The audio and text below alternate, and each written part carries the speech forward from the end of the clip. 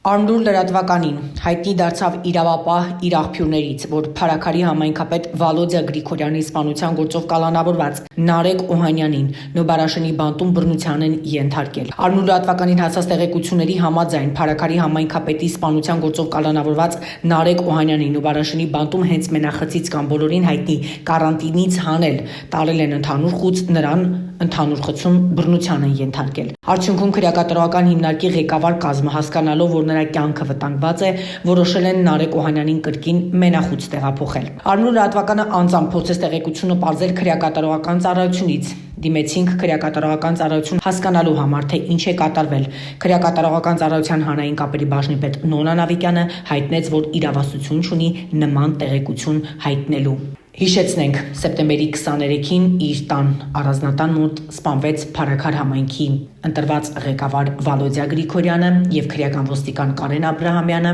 Վերջինների սպանության գործով կալանավորված է Նարեկ Օհանյանը եւ Գևորգ Հարությունյանը։ Քրեական վարույթով նախաքննությունը քննչական կոմիտեում շարունակվում է, հարազատները պնդում են հնարավոր պատվիրատուների մասին, պահանջում հնարավոր պատվիրատուների մասով քննություն իրականացնել եւ նրանց պատասխանատվության կանչել։